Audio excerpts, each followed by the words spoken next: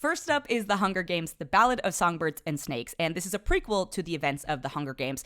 And while I read the trilogy that those are based on, and I saw the films, I have not read the book that this is based on.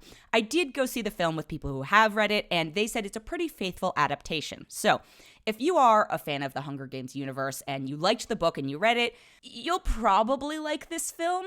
If you are like me and it has been quite a while since you stepped into the world of Panem, or if you are someone who has no familiarity with the Hunger Games at all, I don't know if this is going to be as successful a film for you as it might be for someone who is invested in the book. So, it takes place decades before the events of the Hunger Games, which are basically, if you're unfamiliar, an event that pits youths against each other in a murder fest. And it follows Coriolanus Snow, who, in the later films, is played by Donald Sutherland, who does an excellent job. He's effectively the big bad of it. He is somebody who's keeping these games alive. And we see the sort of origin of this character. Now, the problem is, and this is a problem that we've seen a lot lately, I think, and they aren't just guilty of this, trying to make a movie where your protagonist is someone who's at minimum morally ambiguous, if not, Maleficent is an example, right? Where it's just like, oh yes, we know she's supposed to be bad, but trying to make us sympathize and empathize with these characters, it gets weird. So Tom Blythe plays young Coriolanus Snow, and I'm sorry, I thought he did a fine job. I just don't see how that character became Donald Sutherland's character later. And it's big shoes to fill, but, he plays this young privileged-ish character. Rachel Zegler plays Lucy Gray Baird. She is a participant or a tribute in the games. Peter Dinklage plays Casca Highbottom, who is involved in the games. Jason Schwartzman plays Lucretius Lucky Flickerman, who is the sort of MC, and I thought he actually did one of the best jobs in it. The equivalent character in the films later is like Stanley Tucci character, and you could see the origins of that character. I was like, yes, I can see how this character sets the stage for the later character played by Stanley Tucci, who I think it's probably his son, I would assume, or something along those lines. Hunter Schafer plays Tigress Snow, who is Coriolanus' cousin, and then Academy Award winner Viola Davis plays Dr. Volumina Gall, who is the mega sort of architect of the challenges of the games. And I hope she collected a wonderful paycheck, and it seemed like she actually had a fun time chewing the scenery of this. Viola, what you doing here? My big problem with the film is, one, the runtime. It's 2 hours and 37 minutes, and I think there's a lot that could have been chopped up. There's multiple stories happening, and not just in the sense of like, yes, you want multiple things to happen in a film. There's, the sort of story of how the games are, we don't find out how they were set up, but we do find out like sort of the early iterations of them. Then there's the actual coverage of like the competition itself. And then there's a whole additional like huge chunk of the aftermath. The idea is, Lucy Gray is this underdog in the games and sort of a folk hero, I guess, or becomes a folk hero. And Coriolanus Snow is assigned as her mentor in the games. And the other challenge I had with it is I was not a big West Side. I'm not a big West Side Story fan, both the film versions, but particularly the recent one. I think Rachel Zegler is fine as an actress. The accent she's doing it is very strange. Again, it's hard for me to parse this because I haven't read the book, but she seems to come from whatever this world's equivalent of Travelers are. And the other thing is, so in addition to the long runtime and the sort of disjointed 3-act structure that has 3 acts within each 3 acts, is a lot of this film spends its time on this inspirational music that she sings. It's her singing Songbirds. I get it. It was in the title. I expected when they cast Rachel Zegler, there'd be some music in it.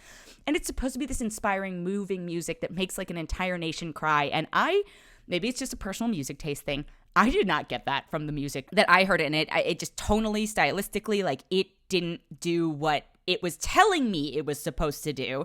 Also, if you tell me something is supposed to do instead of showing me in a movie, that's its own problem. So I think my main challenge was with the film. It was too long for sure. Coming into it with the sort of preconceived notion of where one of the main characters is supposed to go and not having it fulfilled. And maybe, they're, God forbid, but maybe they're setting up sequels to this film that later show us down the line how this sort of deteriorates even further. They put some of it in there, but I was just like, I don't believe it. I believe how Jason Schwartzman's character sets the stage for the other one. I don't believe how Tom Blythe's character comes down with Sutherland. The action was underwhelming. The VFX weren't great. I know the costuming is such a big thing in the Hunger Games films. This is less sort of flamboyant, and it makes sense because it's earlier in the society, but you couldn't even latch on to that. So overall, I was just sort of underwhelmed by it. I didn't have a terrible time. I think if this had been 2 hours, 15 minutes max, I'd be like, all right, I had a good time. So I will say If you are a Hunger Games fanatic and you are chomping at the bit for more things in this world, have a great time. If you are someone who, watched the films, didn't even read the books, and you're like, oh, should I see this? I'm actually going to say probably not, or you could wait till it comes out on streaming or home or rental, etc. But overall, I'm going to give it a 2.9 out of 5. The next film I have is called Next Goal Wins, and it's from writer-director Taika Waititi, who I am a huge fan of, and it's actually based on a true story. It's based on the story of the American Samoa soccer team. They were terrible. They lost by 31 points in 2001, 31-0, which in soccer numbers is unheard of. You usually 5 is a high scoring game. 31 is just cruel. And they've literally never scored a goal in competition. Because they are American Samoa, an American coach who has been problematic, not in a terrible problematic way, but just sort of curmudgeonly and dealing with some stuff, gets sent to American Samoa, maybe a little bit as a punishment, maybe a little bit for his own sake in order to coach them. And truly, the whole thing is they would just be happy if they scored one goal. So Michael Fassbender plays this coach. And while I actually think, if you watch his interviews, I think Michael Fassbender's pretty funny. As an actor, I don't know if I would have cast him in a comedy. Now, there are moments, he's basically the straight man for a lot of it. And literally, I wrote that note to myself, and then a couple scenes later, there was something pretty funny that happened. And I said, okay, I see the potential here. I think the real strength lies in the folks who play the actual residents of American Samoa. You've also got Rachel House, who is a, Taika Waititi constant collaborator. And then you've got Will Arnett and Elizabeth Moss in it. But really, the team dynamic is the thing that really got me. There's a whole plot line about how, and I hope this isn't a spoiler, but one of the players is Fa'afafine, which is a third gender in Polynesian society, and she actually ended up being the first openly non-binary and trans woman to compete in a FIFA World Cup qualifier, and I really love how the story handled that. If they had been insensitive about that, I would have been really turned off by this film, but it was well done. The actress playing her was great, Kaimana.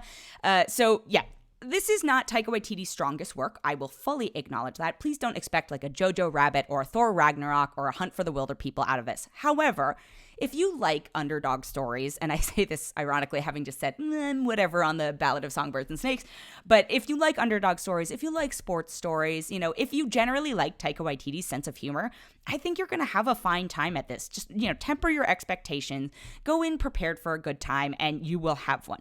Now, if you are not a Taika Waititi sense of humor fan, you're going to hate this movie, without a doubt. And if you are not a sports person, I think actually, if you are not a sports person, I would still consider recommending this film because it's about their camaraderie, not their athletic prowess, as evidenced by their inability to score a goal for the most part. So overall, I had a good time. I wish I'd seen it actually with a more receptive crowd because I was one of the only people laughing, which I don't know if that says more about me or the film. But overall, I'm going to give it a 3.6 out of 5 with the knowledge that, again, it's not the strongest of his films, but that's because his films are ridiculously strong. So he set a really high bar. But 3.6 out of 5 for Next Goal Wins for me. And then the next film I have is called Trolls Band Together, which is effectively Trolls 3. And while I barely remember anything from the Hunger Games plot, I definitely do not remember anything from at least the second Trolls film. I could probably tell you a handful of things that happened in the first Trolls, but second one, I got nothing. And the good and the bad news about Trolls Band Together is that it doesn't care if you remember the second Trolls film or even the first Trolls film because it does not care about plot.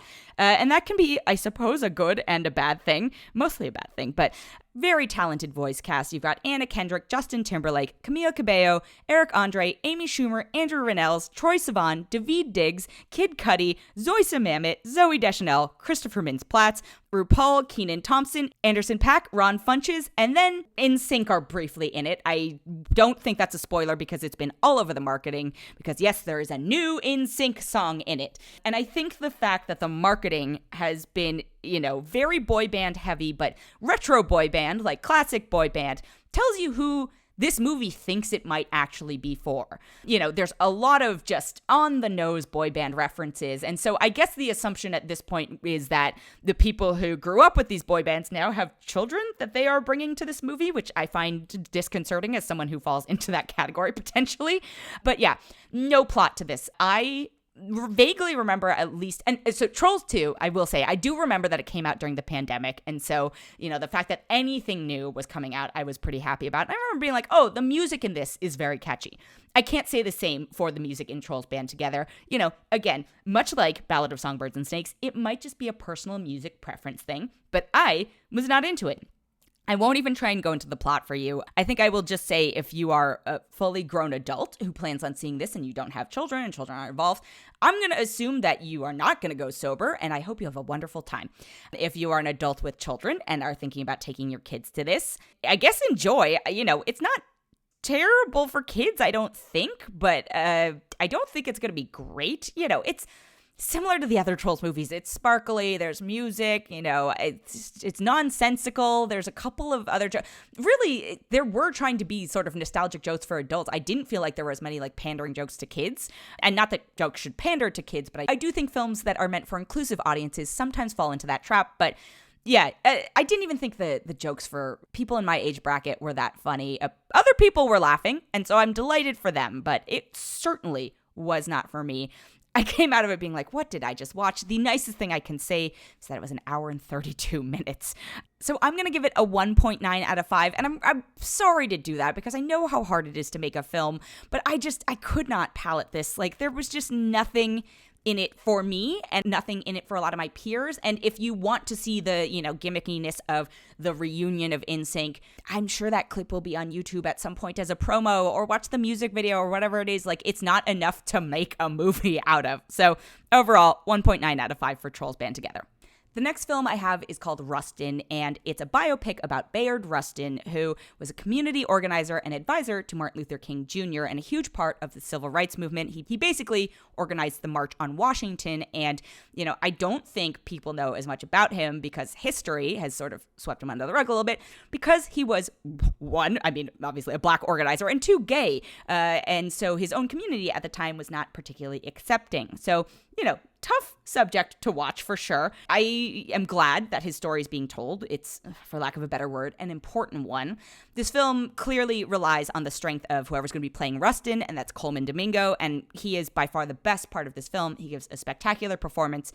I don't think the rest of the film necessarily lives up to his performance in it. It's fine, but he is clearly the shining star of this. And even though you have this cast who is rounded out by a bunch of incredibly talented people, you've got Audra McDonald, CCH Pounder, Divine Joy Randolph, Chris Rock is in it, Jeffrey Wright, all these really heavy-hitting actors. I just felt like it was kind of uneven and, quite frankly, a little pontificate-y at times. It's quite possible that this is actually pretty accurate as to how, Rustin behaved and talked and all this. But some of this also just felt a little too sanitized, which I'm surprised I'm saying about this. But, I feel like maybe they were worried about making it palatable to all audiences. And, if you follow the civil rights movement, there are horrible, horrible things that happened. And while you get to see some of that in this, and I'm not saying I want, every movie about the civil rights movement to be depressing, all this stuff, but if you're going to include it, I think you need to just sort of acknowledge how utterly awful it was, and like the crimes being visited upon people just for existing. And this did not feel like it committed to that, but it wanted to, is what I got the sense of. So, well, I'm glad the story's being told, and ironically, as a byproduct of this, it makes it a slightly breezier watch than it theoretically could have been. I do get the feeling that they were holding back in a lot of places, and as a byproduct of that, I do think it suffers a little bit from it. But overall, I'm going to give it a 3.7 out of 5.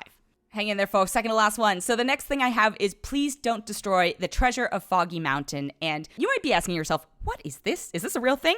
Which is exactly what I asked myself when I got sent the trailer. I thought it was another bit. So if you are not familiar with Please Don't Destroy, they are a comedy trio, and I don't know if it's fair or unfair to compare them, but the easiest analogy I can make is they are very similar to The Lonely Island, because both of them are trios of, white men who are comedians, who are writer-performers, who did digital work for SNL and now have a movie out, right? And I think the challenge is, and I went into this wanting to like it, I don't resonate as much with Please Don't Destroy bits as I did with Lonely Island bits. It might be because I'm of a closer age bracket to the Lonely Island folks. It might just be a personal, nuances of senses of humor.